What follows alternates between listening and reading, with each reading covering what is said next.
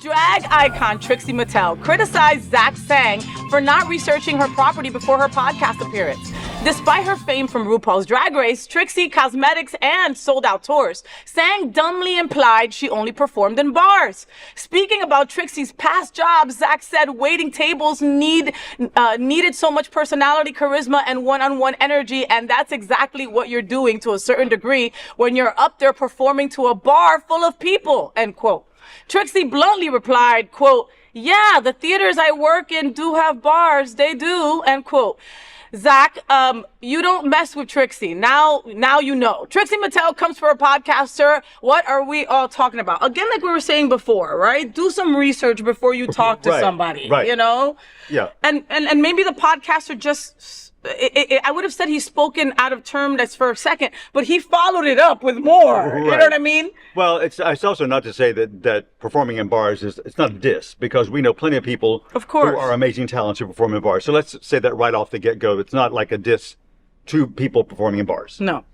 However, Trixie is a major superstar with a lot of money. Yeah. I mean, like millions and millions and millions. So, yeah, you're right. It's the same thing. Like, do some research. If you're interviewing somebody about a movie or something and you haven't watched it, like, how are you going to ask them questions about the movie? Yeah. So it's kind of just Zach Lang. So I had to look him up. And I was like, oh, yeah, YouTuber. I remember hearing about him. She says, yeah, I looked him up. I didn't just assume, oh, God, that guy. Yeah. So, and I love that Trixie does great reading. She does a great read.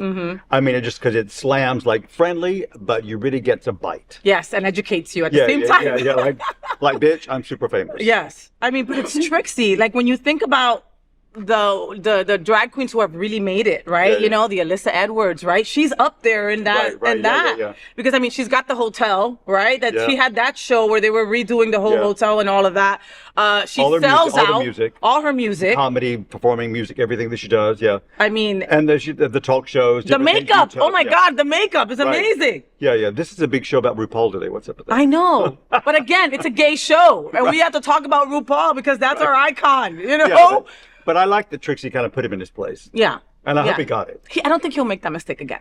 Right. You know? But you're saying if you're interviewing people, do some research. It's kind of like it's like 101. It is 101. I mean, and it doesn't matter who I'm interviewing. Even if it's somebody that I think I know, I'm still going to look up to see what's going on with them now. You know what I mean? Like Christine W., right? She was a judge recently on RuPaul's Drag Race. And a very good judge. And a very good judge. And she laid on this bed with me, and we did an interview a couple of years back. And I thought I knew everything about Christine W., right? I grew up listening to her music, and I loved her. But I was like, I'm not going to take that chance, right? Let me look up what else is going on, because... You know, you don't want to say, hey, and you're still playing that tambourine, and the person's like, what the hell are you talking about? Like a saxophone.